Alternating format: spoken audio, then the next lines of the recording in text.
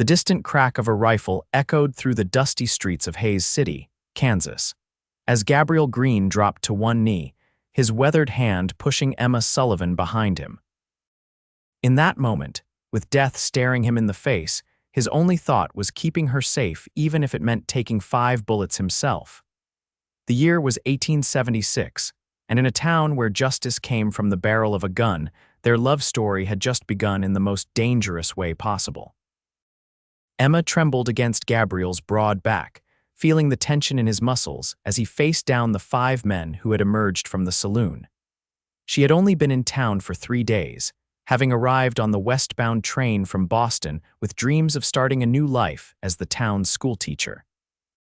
She never imagined finding herself caught in the middle of a standoff. "Miss Sullivan doesn't owe you anything, Harlow," Gabriel called out, his voice steady despite the odds stacked against him. His right hand hovered near his holster, but he didn't draw. Drawing against 5 armed men was suicide, and he knew it. Frank Harlow, the leader of the group, spat a stream of tobacco juice into the dirt. "This ain't about debts, Greene. This is about respect. The lady declined my dinner invitation rather impolitely." His words slurred slightly, evidence of the whiskey he'd been drinking since noon. Emma clutched the fabric of Gabriel's shirt. "I simply told him I wasn't interested," she whispered. "He followed me from the general store." Gabriel nodded imperceptibly.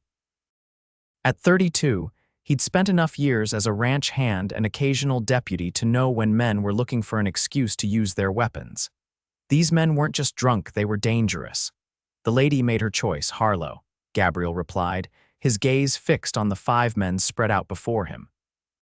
"Go back inside, sleep it off, and we'll forget this happened." Harlow laughed, the sound harsh in the tense silence that had fallen over the street. Passers-by had vanished into doorways or behind wagons, leaving the dusty thoroughfare eerily empty except for the 7 people locked in this deadly tableau. "See, that's where you're wrong, Cowboy," Harlow snarled. "No schoolmarm gets to embarrass me in front of the whole town. And no saddled tramp like you gets to tell me what to do." Gabriel's mind raced through his options. Sheriff Tate was likely at the far end of town, investigating cattle-rustling reports. The distance to the nearest building offering proper cover was at least 15 feet too far to get Emma to safety before bullets started flying. "Mr. Greene," Emma whispered, her voice shaking but determined, "please don't die because of me." Something in her voice concern for a man she barely knew strengthened Gabriel's resolve. He had only spoken to Emma Sullivan a handful of times since her arrival, helping with her trunks at the station, tipping his hat when they passed on the boardwalk. But in those brief encounters, something had stirred within him that he hadn't felt in years. "Nobody's dying today, Miss Sullivan," he replied softly. Then louder to Harlow, "You want to solve this like men, just you and me, Harlow, send your friends home." Harlow's companions, a collection of ranch hands and drifters known for causing trouble, shifted uncomfortably.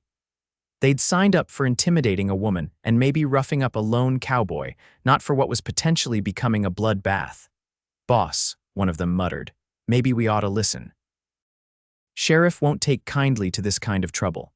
Harlow silenced him with a glare. 5 against 1, Greene. Those aren't odds I'm willing to give up."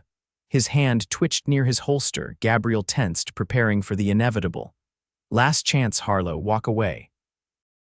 The moment stretched, taut as a bowstring. Emma held her breath. In the distance, a dog barked, the sound eerily normal against the deadly silence of the standoff. Suddenly, the batwing doors of the saloon crashed open. Sheriff William Tate stepped into the street, shotgun leveled. "That's enough. Harlow, you and your boys drop those guns or I start shooting." The tension fractured. 2 of Harlow's companions immediately raised their hands, having no appetite for confronting the law. The others hesitated, looking to their leader, Harlow's face contorted with rage and humiliation. For a terrible second, Gabriel thought he might shoot anyway. Instead, with a muttered curse, Harlow let his hand fall away from his weapon. "This ain't over, Greene," he hissed. "Not by a long shot." Sheriff Tate moved forward, his weathered face grim beneath his gray mustache. "It's over for tonight. You boys are spending time in my jail until you sober up." He glanced at Gabriel. "You all right, son?" Gabriel nodded, finally allowing himself to breathe. He turned to Emma, whose face had gone pale. "Are you hurt, Miss Sullivan?" Emma shook her head, though her eyes were wide with shock. "No, thank you. You stood against 5 men for me, a perfect stranger." Gabriel helped her to her feet, suddenly conscious of how small her hand felt in his. No decent man would have done differently. Sheriff Tate supervised as his deputy, who had arrived moments after him, began disarming Harlow and his companions. "Miss Sullivan, I'll need your statement about what happened. And yours too, Greene, once I get these troublemakers locked up." Emma nodded, still visibly shaken. "Of course, Sheriff." As the tension dissipated, townspeople began to emerge from their hiding places. Gabriel became acutely aware that he was still holding Emma's hand and gently released it, tipping his hat apologetically. "I should escort you home, Miss Sullivan," he offered. "If you're willing." Emma looked up at him, really seeing him perhaps for the first time. Gabriel Greene was tall and lean, with sun-darkened skin and eyes the color of a summer storm. His face was clean-shaven, unusual among the cowboys, with lines at the corners of his eyes that spoke of squinting into countless horizons. "I would appreciate that very much, Mr. Greene," she replied, finding her voice steadier than she expected. "I'm afraid my nerves are rather rattled." As they walked toward the small boarding house where Emma had taken a room, the evening air began to cool the sweat on Gabriel's brow. He was keenly aware of the woman beside him, of how different she was from the frontier women he usually encountered. Her dress, though practical, spoke of Eastern refinement. Her honey blonde hair was pinned neatly beneath a modest bonnet, and her posture remained elegant despite what had just occurred. "Have you been in Hayes City long, Mr. Greene?" Emma asked, clearly trying to steady herself with conversation. "About 2 years," he replied. "I work at the Thompson Ranch just outside town. Before that, I drifted some. Texas mostly," Emma nodded, and before Texas, Gabriel hesitated. Few people asked about his past, and he rarely offered information. "Virginia, a lifetime ago." Something in his tone made Emma glance up at him, but she didn't press further. They had reached the boarding house, a 2-story building with a small front porch kept immaculately clean by Mrs. Winters, the widow who ran it. "Thank you again, Mr. Greene," Emma said, pausing at the steps. "I don't know what would have happened if you hadn't intervened." Gabriel shifted uncomfortably under her grateful gaze. "Harlow's more bluster than bite when he's sober." "But with whiskey and an audience." "He trailed off, still," Emma insisted. "What you did was brave, foolish perhaps, but brave." A reluctant smile tugged at Gabriel's lips. "Foolish is a fair assessment, madam." They stood in awkward silence for a moment. Gabriel was not a man of many words, and Emma seemed to be gathering her thoughts. "Will you be all right getting back to your ranch?" she finally asked. "I'm staying in town tonight. Got some business with the blacksmith tomorrow." He nodded toward the modest hotel across the street. "I'll be right there if you need anything." Emma nodded, relief evident in her expression. "Good night then, Mr. Greene, and thank you again." "Good night, Miss Sullivan." As Gabriel crossed the street, he could feel her watching him. It had been a long time since anyone had looked at him with such open gratitude, or since he'd felt such an immediate, protective instinct toward another person. It unsettled him, this sudden connection to a woman he barely knew. In her room at the boarding house, Emma sat on the edge of her bed, her hands still trembling slightly. She had come west seeking independence, adventure, a life beyond the confines of Boston society where, at 25, she was already considered firmly on the shelf. Her parents had died 3 years earlier, leaving her with enough money to make her own way but few prospects in a city where her family's reduced circumstances had already diminished her social standing. Teaching had been her salvation in Boston, and she hoped it would be her future here. Hayes City was growing, attracting families who wanted education for their children. The town council had advertised for a teacher, offering a small house and a decent salary. It had seemed perfect. Now, Emma wondered if she had been naive.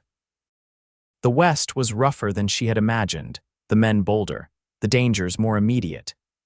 Yet even as these doubts crowded her mind, she found herself thinking of Gabriel Greene's steady presence, of how he had placed himself between her and danger without hesitation. There was something compelling about him, not just his actions today, but something in his eyes. A depth of experience, perhaps, or a quiet strength that didn't need to announce itself. Whatever it was, Emma found herself hoping their paths would cross again, preferably under less dramatic circumstances. The following morning dawned clear and cool, the early autumn air carrying the promise of changing seasons. Emma dressed carefully in one of her more practical dresses, a deep blue cotton with minimal trimming. She was due to meet with the town council to finalize arrangements for the school term, which would begin in 2 weeks.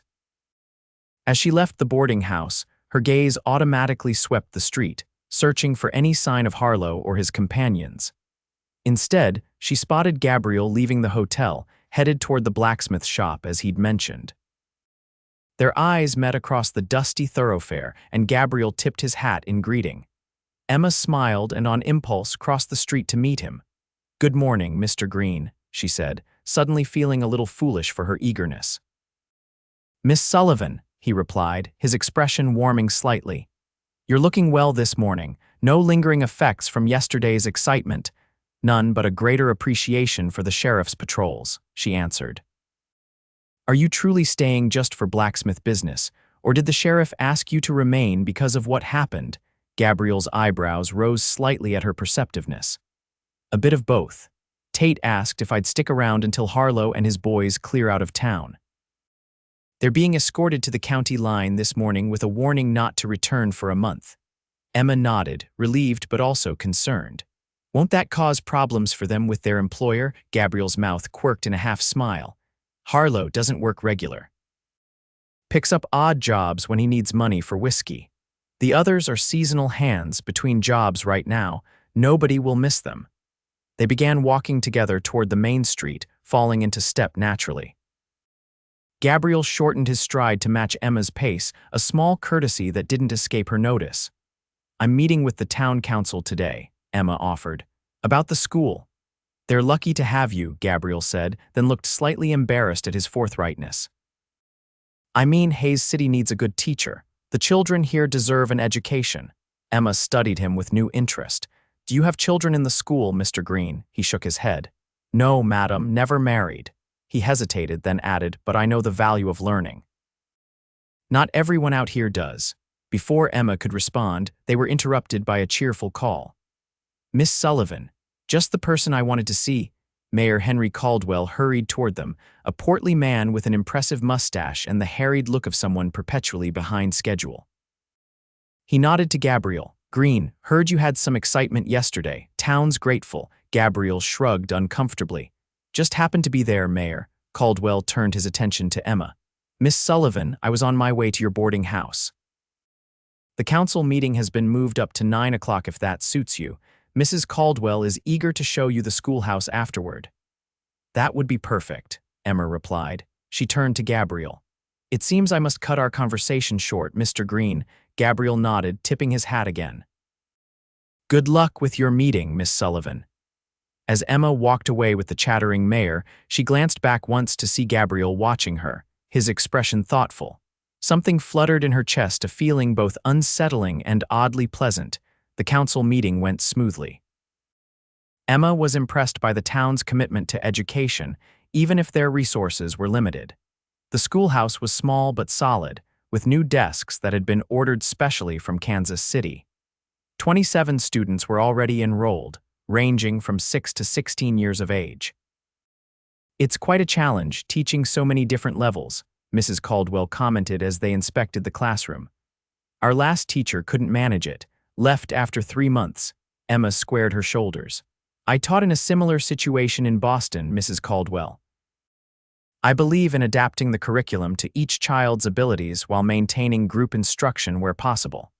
Mrs. Caldwell looked relieved. "You seem very capable, Miss Sullivan. I do hope you'll be happy here in Hayes City." "I believe I will be," Emma replied, and found that she meant it, despite yesterday's incident. After finishing at the schoolhouse, Emma decided to visit the general store to purchase supplies for her lessons. As she examined slates and chalk, she became aware of someone watching her. Looking up, she was surprised to see Gabriel browsing nearby, examining a selection of leather work gloves. "We meet again, Mr. Greene," she said, smiling. "Did you finish your blacksmith business?" Gabriel nodded. "Just did. Thompson needs new shoes for half the horses before the cattle drive next month." He seemed to hesitate, then asked, "How was your meeting?" "Very promising," Emma replied. "The school is better equipped than I expected, and the council seems supportive." She paused, then asked impulsively, "Would you like to join me for coffee at the hotel restaurant, as a thank you for yesterday?" Gabriel looked startled by the invitation. "That's kind of you, Miss Sullivan, but unnecessary. Please," Emma insisted gently. "I would appreciate the company, and I'd like to learn more about Hayes City from someone who isn't on the town council." A slow smile spread across Gabriel's face, transforming his features. "When you put it that way, it would be my pleasure." The hotel restaurant was quiet at this hour, occupied only by a few travelers and a pair of businessmen discussing railway prospects. Emma and Gabriel took a table near the window, where they could see the comings and goings on the main street. After ordering coffee, an awkward silence fell between them. Emma, usually comfortable with conversation, found herself uncharacteristically tongue-tied. Gabriel seemed equally at a loss, turning his hat in his hands beneath the table. "Have you always been a teacher, Miss Sullivan?" he finally asked. Emma latched onto the question gratefully. "Since I was 20. My parents died shortly after I began, leaving just enough for me to continue my life in Boston, but not enough for the society lifestyle they had hoped for me." She smiled ruefully. "Teaching became both my livelihood and my passion." "Why leave Boston for Hayes City?" Gabriel asked. "It's a long way to come." Emma considered the question. "I wanted something different, something challenging, and," she hesitated, "I wanted to build something of my own somewhere new." Gabriel nodded, understanding in his eyes. "The West is good for that, building new things. And you?" Emma asked. "You mentioned Virginia. What brought you west?" "The war." The answer hung unspoken between them. Emma realized belatedly that Gabriel would have been the right age to fight in the Civil War, and coming from Virginia, likely for the Confederacy. "After the war, there wasn't much left for me there," Gabriel said quietly, confirming her thoughts. "My family's farm was gone. My parents died during the conflict. My brother died at Gettysburg."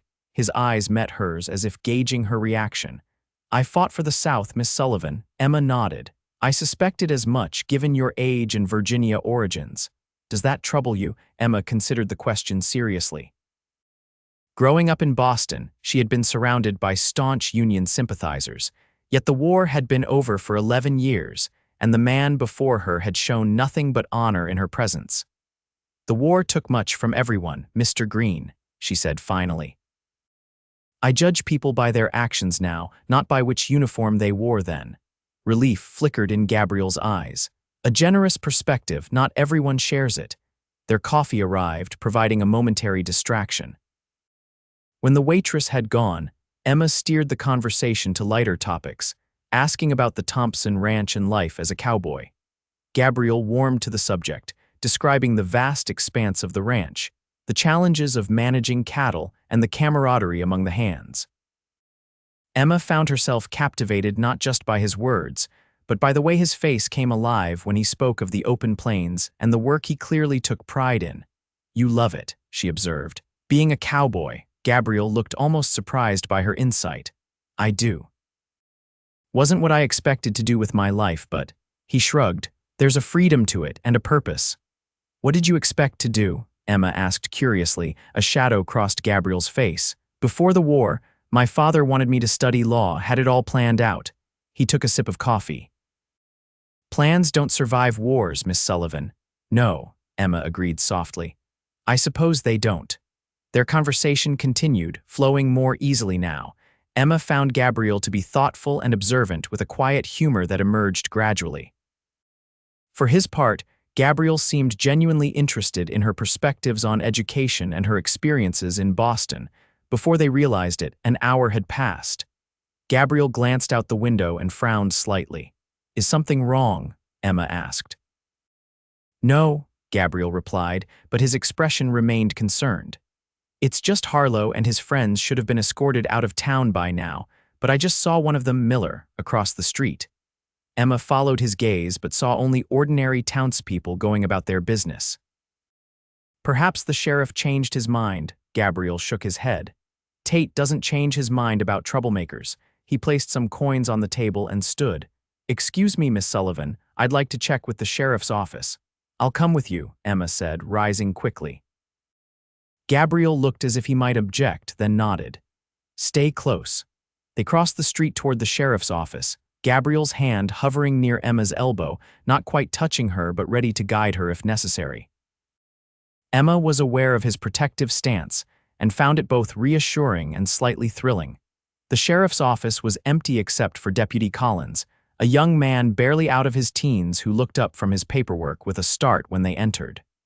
Where's Sheriff Tate? Gabriel asked without preamble. Collins frowned.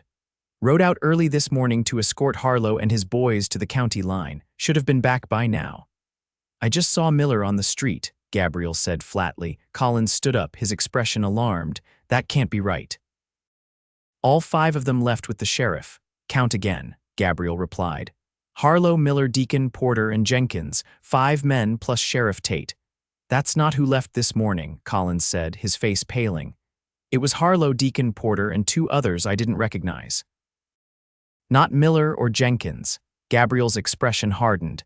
They switched men on you. The sheriff rode out with 2 strangers instead of 2 he knows are trouble. Collins reached for his gun. I need to go after them. No, Gabriel said firmly. You need to stay here and keep an eye on Miller and whoever else might still be in town. I'll go after the sheriff. I'll go with you, Collins argued. Gabriel shook his head. Town needs you here. I know the land better and I can track them. He turned to Emma.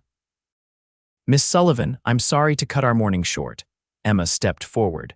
Mr. Greene, if the sheriff is in danger, I'll find him, Gabriel assured her. Please stay in town, preferably at your boarding house. Deputy Collins will keep an eye out. Emma wanted to argue but recognized the wisdom of his words. Please be careful. Gabriel's expression softened momentarily. I will. To Collins, he added, I'll take my own horse, faster than waiting for a livery mount. As Gabriel strode out, Emma turned to the young deputy. What do you think happened? Collins ran a hand through his hair anxiously. If I had to guess, Harlow convinced the sheriff to let him bring his friends along instead of the men who were locked up. Sheriff probably thought he was being merciful, letting Harlow choose his companions for the ride out. His expression grew grim. But if they planned this, they could ambush the sheriff, Emma finished, her heart sinking. Collins nodded grimly.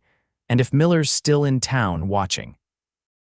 They're waiting for something, Emma concluded, or someone. Miss Sullivan, I think you should head back to your boarding house now, Collins said, checking his weapon. I need to find Miller and any others who might still be here. Emma nodded, her thoughts racing. As she left the sheriff's office, she couldn't help scanning the street, wondering where Miller had gone and what he might be planning. The excitement she had felt earlier was replaced by a cold knot of fear, not just for herself, but for Gabriel, riding alone after potentially dangerous men. At the boarding house, Emma found it difficult to concentrate. She tried to work on her lesson plans, but her mind kept returning to Gabriel, imagining him tracking the men who had taken Sheriff Tate. Was he riding into an ambush himself? Should she have tried harder to stop him? Mrs. Winters knocked on her door mid-afternoon, bringing tea and biscuits. You look pale, dear, the older woman commented. Is everything all right? Emma forced a smile. Just a bit tired, Mrs. Winters. Thank you for the tea. I heard about that dreadful business yesterday, Mrs. Winters said, lingering in the doorway. And now there's talk that Sheriff Tate might be in trouble. Such worrying times. Yes, Emma agreed, not wanting to discuss the situation further, but I'm sure everything will be resolved soon, after Mrs. Winters left. Emma moved to the window, looking out at the town. The usual afternoon activities continued: shoppers at the general store, wagons delivering supplies, children playing in vacant lots. Yet beneath this normalcy, Emma sensed tension, as if the town itself were holding its breath. As dusk approached, Emma's anxiety grew. There had been no word from Gabriel or the sheriff. The boarding house fell quiet as other residents retired to their rooms for the evening. Emma lit a lamp and tried again to focus on her lesson plans, but the words swam before her eyes. A soft knock at her door startled her. Cautiously, she approached. "Who is it?" "Deputy Collins, Miss Sullivan." Emma opened the door to find the young deputy looking exhausted and worried. "Any news?" Collins shook his head. "Nothing yet, but I found Miller and Jenkins." They were holed up in a room behind the saloon, waiting. "Waiting for what?" "For dark," Collins replied grimly. "They had weapons stashed. I've locked them up, but they won't talk. I'm organizing a search party to head out at first light tomorrow to look for the sheriff and Greene." Emma's heart sank. "You can't go tonight," Collins shook his head. "Too dangerous in the dark, especially not knowing what we're riding into. I came to tell you to keep your door locked tonight. We don't know if there are more of Harlow's men in town." After the deputy left, Emma returned to her window, staring out at the darkening street. Somewhere out there, Gabriel was searching for Sheriff Tate, possibly in danger himself. The thought of him facing Harlow and his men alone made her chest tighten with fear. Emma had always prided herself on her practical nature. She was not given to dramatic emotions or impulsive decisions. Yet in the short time she had known Gabriel Greene, something had shifted inside her. His quiet strength, his willingness to protect others at his own risk, these qualities had affected her deeply. As the night deepened, Emma finally moved away from the window. She would need her rest if she was to be of any use tomorrow. But as she prepared for bed, a sound from outside caught her attention. Hoofbeats, approaching rapidly. Returning to the window, Emma peered into the darkness. A rider was coming down the main street at a gallop, heading straight for the sheriff's office. Even in the dim light, she recognized the set of his shoulders, Gabriel. Without thinking, Emma grabbed her shawl and hurried downstairs and out onto the porch. Mrs. Winters called something after her, but Emma didn't stop. She ran toward the sheriff's office, her heart pounding. By the time she arrived, Gabriel had dismounted and was speaking urgently to Deputy Collins. Both men turned in surprise as Emma approached, breathless. "Miss Sullivan," Gabriel said, his expression a mixture of exhaustion and concern, "you shouldn't be out alone at night." "I saw you ride in," Emma explained. "Did you find Sheriff Tate?" Gabriel exchanged a look with Collins before answering. "Yes, he's alive but injured. Harlow and his men ambushed him about 5 miles out of town, left him for dead in a ravine. I found him and got him to Dr. Morgan's house." "And Harlow?" Collins asked. Gabriel's expression darkened. "Heading back this way last I saw. They'll be here by morning." "Why would they come back?" Emma asked, confusion evident in her voice. "Surely they know they'll be arrested for attacking the sheriff." "They're not coming back to surrender," Gabriel said grimly. "From what I overheard, they're planning something bigger, something about the bank." Collins swore under his breath. "The payroll for the railroad workers arrived yesterday. It's in the bank vault enough money to make Harlow and his gang rich men if they can get to it. And with the sheriff injured and only one deputy left, they figure the town's vulnerable," Gabriel finished.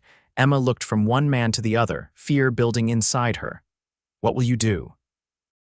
Collins straightened his shoulders. "Defend the town. I'll gather some men tonight, set up watches." Gabriel nodded. "I'll help.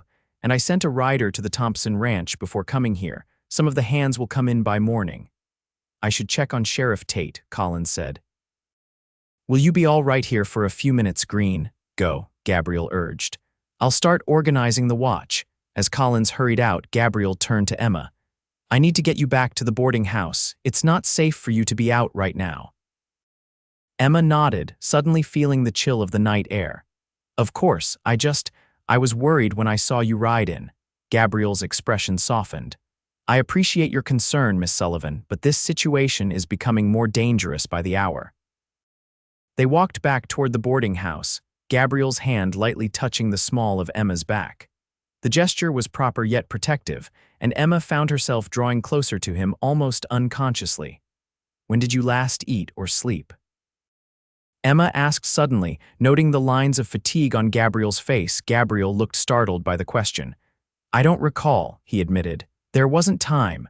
They had reached the boarding house. Emma hesitated at the foot of the steps, then made a decision.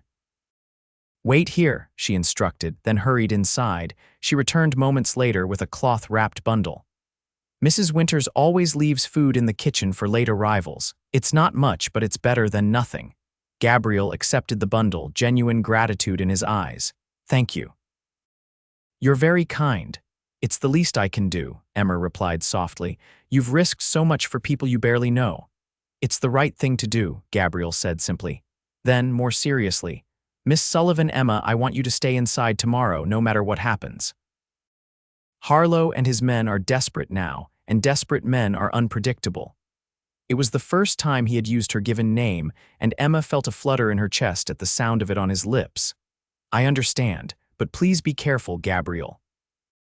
Their eyes met in the dim light from the boarding house windows. For a moment, Emma thought Gabriel might say something more, might even reach for her hand. Instead, he nodded once and stepped back. Good night, Emma. Lock your door.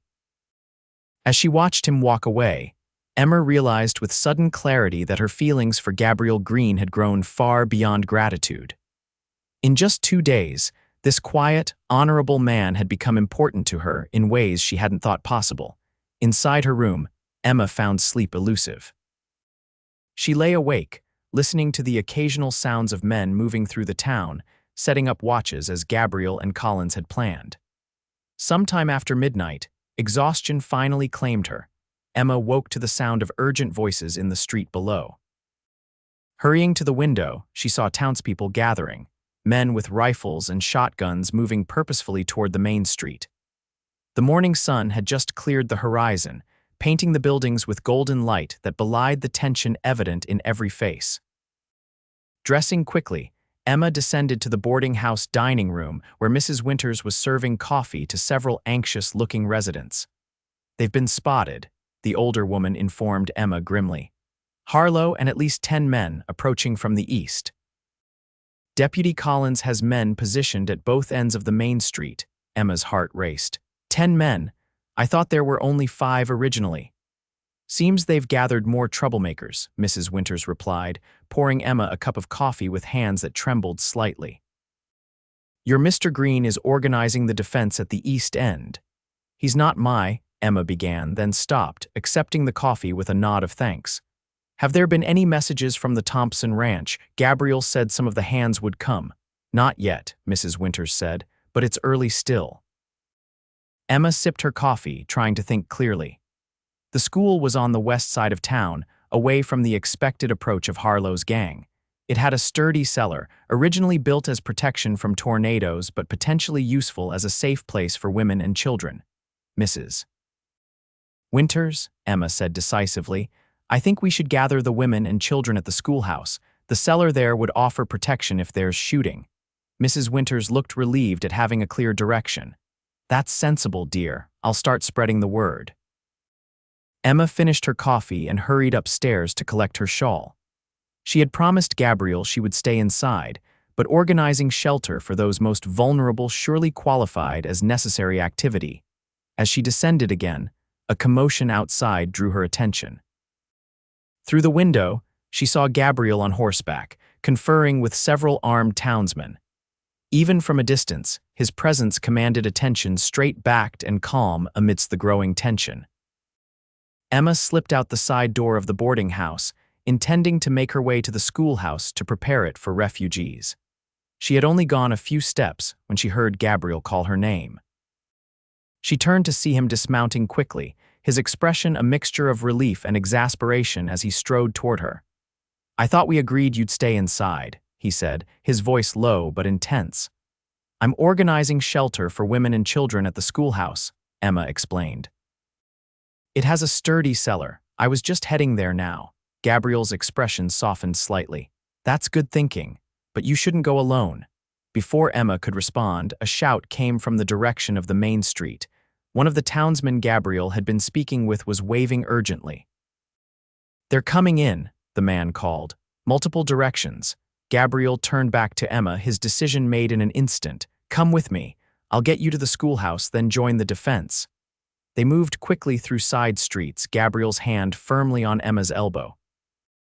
Other women and children were already making their way toward the school, directed by Mrs. Winters and some of the older townsmen who were unsuited for fighting but determined to help. How bad will it be? Emma asked as they walked. Gabriel's face was grim. Depends on what Harlow really wants. If it's just the money, maybe we can avoid the worst, if he's bent on revenge too. He trailed off, They reached the schoolhouse where a small crowd of women and children had already gathered. Gabriel surveyed the building with a critical eye, noting the solid construction and the few windows that would need to be defended. "Get everyone into the cellar," he instructed Emma. "Barricade the door once you're all inside and don't open it until you hear my voice or Deputy Collins." Emma nodded, trying to project a confidence she didn't entirely feel. "What about you? Where will you be?" "Wherever I'm needed most," Gabriel replied. He hesitated, then reached out to touch her cheek lightly. "Be safe, Emma." The gesture was brief, almost tentative, but Emma felt it like a physical warmth spreading through her. "You too, Gabriel." As Gabriel turned to leave, a distant gunshot echoed through the morning air, then another, followed by several more in quick succession. The fight for Hayes City had begun. The next hours were the longest of Emma's life. In the schoolhouse cellar, surrounded by frightened women and crying children, she tried to maintain calm, leading songs and telling stories to distract the youngest ones. But with each volley of gunfire above, conversations would falter and anxious glances would be exchanged. Mid-morning brought a lull in the shooting. Emma wondered if it was over, if perhaps Harlow had been driven off. Then came a new sound, the crack of splintering wood from above, followed by heavy footsteps. "Someone's in the school," whispered Mrs. Winters, clutching Emma's arm. Emma put her finger to her lips, signaling for silence. The children, sensing the adults' fear, grew quiet, huddling closer to their mothers. The footsteps moved across the floor above, pausing occasionally as if searching. Then came the sound they all dreaded, someone trying the cellar door, finding it barricaded. "Open up in there," called a rough voice. "We know you're hiding." Emma stood, placing herself between the door and the others. "This is a shelter for women and children," she called back, struggling to keep her voice steady. "Please leave us be."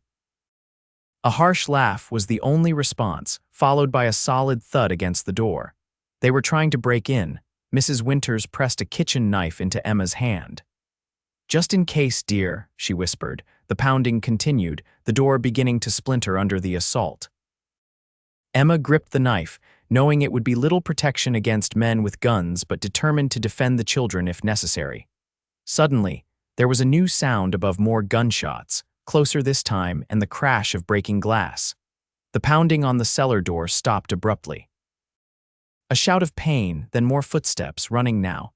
"Emma," Gabriel's voice urgent and concerned. "Emma, are you all right?" Relief flooded through her.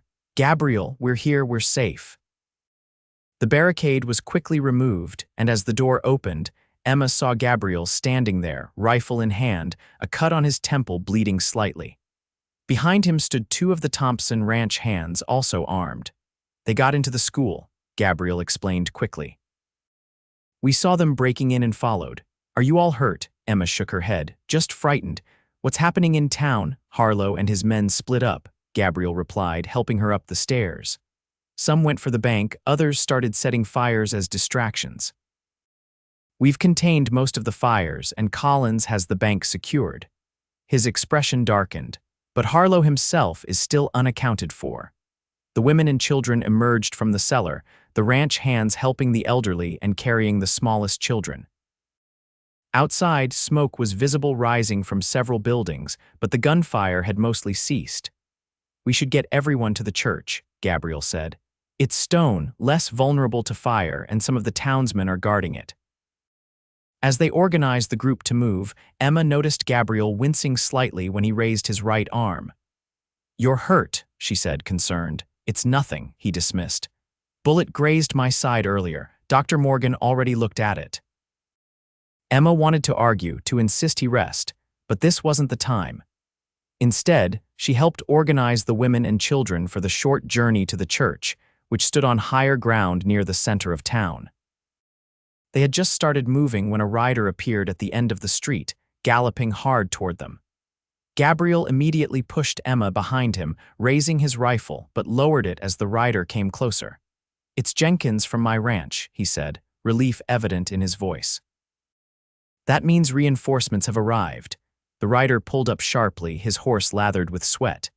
"Greene, thank God I found you. Harlow and 3 men were spotted heading this way. They're looking for you specifically." Gabriel's expression hardened. "Get these people to the church," he instructed the ranch hands. "I'll draw Harlow away from town." "Gabriel, no," Emma protested, grabbing his arm. "That's exactly what he wants." "Better me alone than innocent people caught in the crossfire," Gabriel replied firmly. Jenkins shook his head urgently. "No time for that plan. They're right behind me." As if to confirm his words, 4 riders appeared at the far end of the street, advancing at a walk.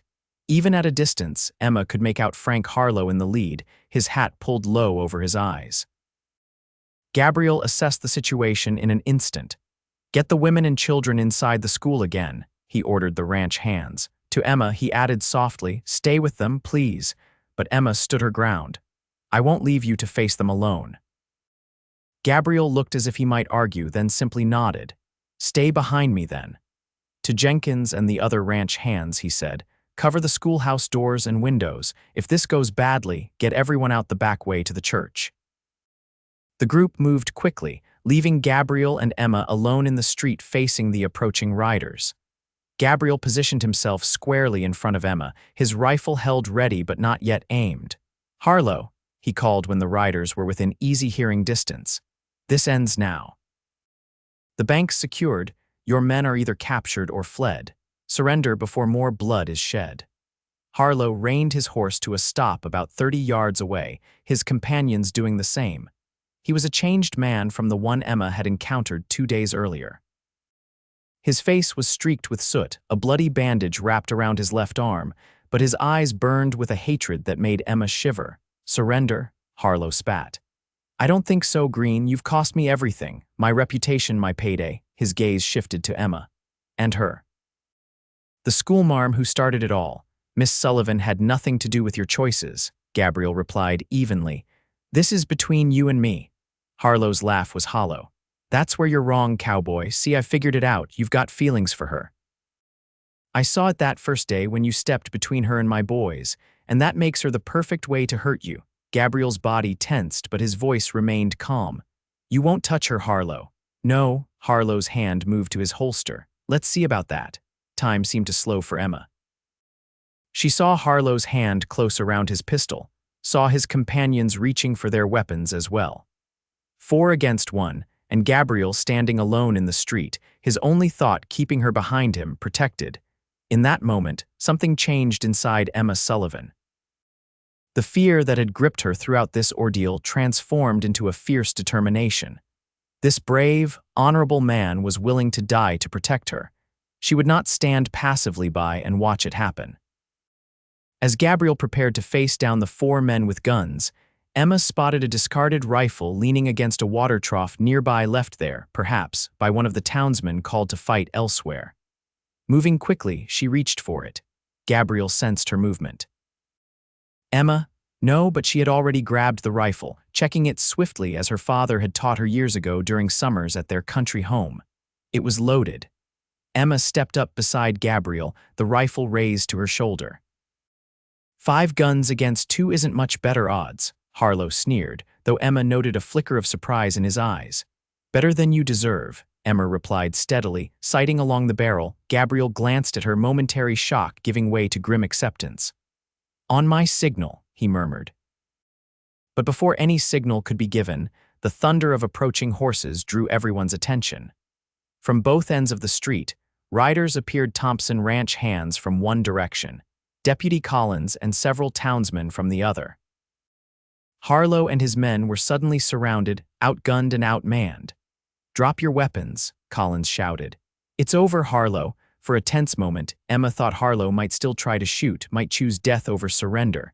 His finger twitched on the trigger of his still holstered gun. Gabriel shifted slightly, ensuring he remained between Harlow and Emma. Then, with a curse, Harlow raised his hands. His companions, seeing the hopelessness of their situation, did the same. As Collins and the others moved in to disarm and restrain the outlaws, Gabriel turned to Emma, gently taking the rifle from her hands. "Where did you learn to handle a gun like that?" "My father believed women should know how to protect themselves," Emma replied, suddenly feeling the weight of the morning's events. Her hands trembled now that the immediate danger had passed. "Though I admit, I've never actually pointed one at a person before." Gabriel's expression was a mixture of admiration and concern. "You're full of surprises, Miss Sullivan." "As are you, Mr. Greene," she returned with a shaky smile. The aftermath of what would later be called the Battle of Hayes City was chaotic but mercifully brief. 3 men had died, 1 townsman and 2 of Harlow's gang. Several others were wounded, including Sheriff Tate, whose injuries would keep him bedridden for weeks. Harlow and his captured men were locked in the jail, awaiting transfer to a more secure facility in Topeka. By evening, the fires had been extinguished, and the townspeople had begun the process of assessing damage and making repairs. Emma, who had spent the afternoon helping Dr. Morgan tend to the wounded, finally returned to the boarding house, exhausted beyond words. As she approached the building, she spotted Gabriel sitting alone on the porch steps, his head bowed. He looked up as she neared, and the relief in his eyes at seeing her was palpable. "I was worried when I couldn't find you," he said, standing as she approached. "Someone said you were helping at the doctor's." Emma nodded, too tired to speak immediately. Gabriel seemed to understand, stepping forward to offer his arm for support. She took it gratefully, allowing him to guide her to a seat on the porch. "How is your injury?" she asked, noticing he still moved stiffly. "Healing," Gabriel replied dismissively. "Dr. Morgan says I was lucky. An inch to the left and it would have been serious." They sat in comfortable silence for a moment, watching as the evening shadows lengthened across the street. The town was quieter now, most people having retreated to their homes or gathered at the saloon to share stories of the day's events. "What happens now?" Emma asked finally. Gabriel glanced at her. "For the town, rebuild, recover. People here are resilient. And for you?" Gabriel was quiet for a long moment. "I need to get back to the Thompson Ranch. The cattle drive starts in 3 weeks and there's much to prepare." Emma nodded, trying to hide the disappointment that washed over her. Of course he would return to his life. What had she expected, and after that?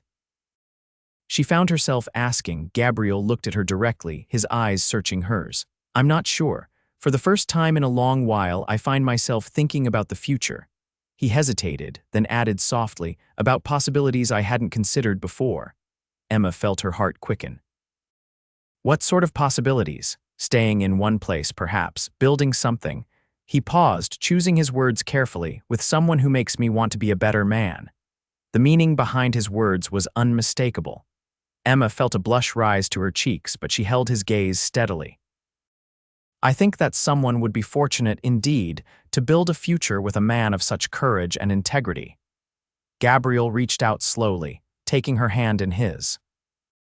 The gesture was bold by the standards of proper society, but after what they had been through together, social conventions seemed less important.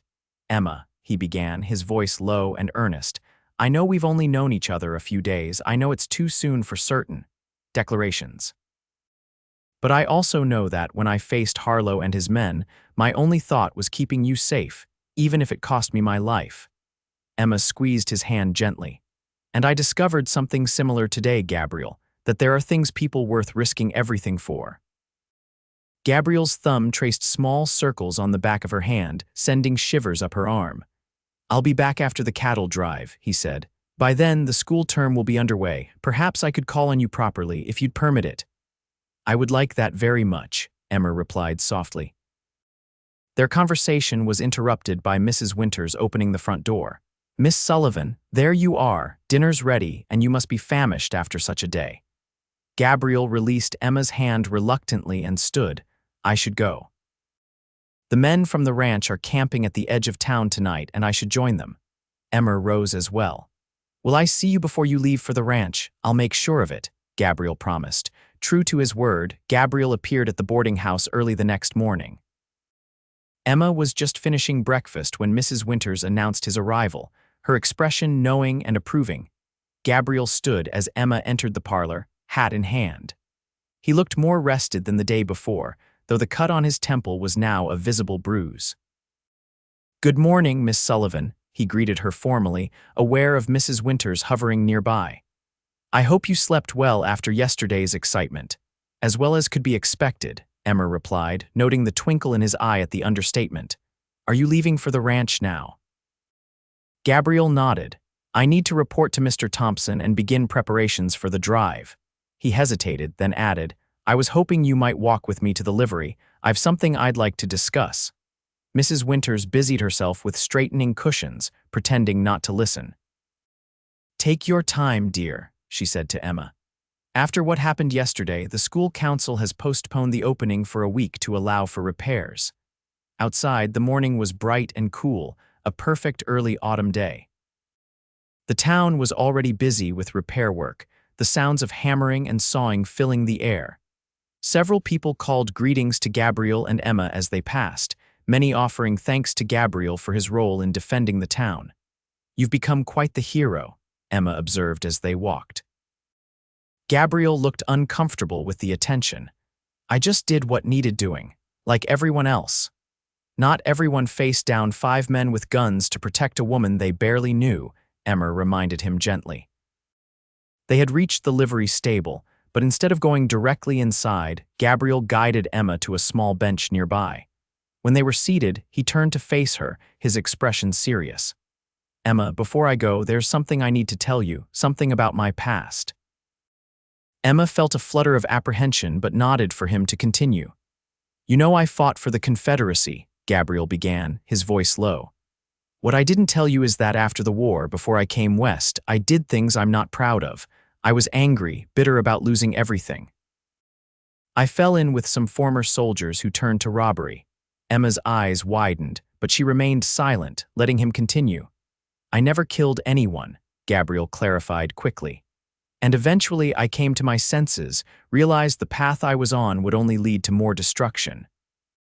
That's when I headed west, determined to start over, to be the man my parents raised me to be." He looked at her directly, his expression vulnerable in a way she hadn't seen before. "I understand if this changes how you see me. I just couldn't. I couldn't let whatever might grow between us be based on a lie." Emma was quiet for a moment, considering his words. Then she reached out and took his hand, much as he had done the evening before. "Thank you for telling me. It can't have been easy. You're not disgusted?" Gabriel asked hesitantly. Emma shook her head.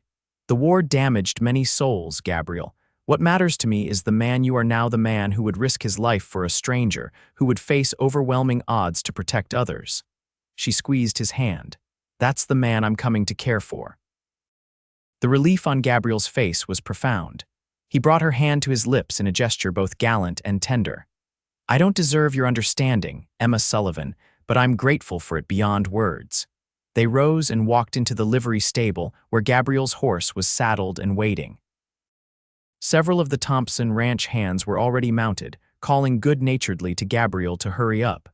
8 weeks, Gabriel said as he swung into the saddle. "The drive should take about 6, and then I'll need a week or so to help settle things at the ranch. After that." "I'll be here," Emma promised, looking up at him. "Teaching my students and waiting for a certain cowboy to call." Gabriel's smile transformed his face, erasing the worry lines and revealing the younger man beneath the weathered exterior. "Take care of yourself, Emma. Hayes City should be quiet for a while, but if there's any trouble—" "I'll be fine," Emma assured him. "Mrs. Winters has already declared herself my guardian, and Deputy Collins promised to check on the boarding house regularly." With a final nod, Gabriel turned his horse and joined the other ranch hands. At the edge of town, he looked back once, raising his hand in farewell. Emma watched until they disappeared from sight, her heart full of a strange mixture of emotions, sadness at his departure, but also hope for what might lie ahead. In just a few days, her life had changed dramatically, not just because of the danger she had faced, but because of the man who had stood between her and that danger. The weeks that followed were busy for Emma. The school opened as planned after repairs were completed, and she found herself immersed in the challenges of teaching children of varying ages and abilities. The townspeople embraced her warmly, many parents expressing gratitude for her courage during what was now simply called the incident. Sheriff Tate recovered slowly but steadily. By October, he was back on duty part-time, relying heavily on Deputy Collins. Harlow and his captured men had been transferred to Topeka, where they would stand trial for multiple charges, including the attempted murder of a law officer. Emma wrote regularly to her friends in Boston, describing her new life in Hayes City. She was careful in what she revealed about the violence she had witnessed, not wanting to worry them unduly. But she wrote freely of the school, the children, and the surprising sense of belonging she had found in this frontier town. Of Gabriel, she wrote little, keeping those feelings close to her heart.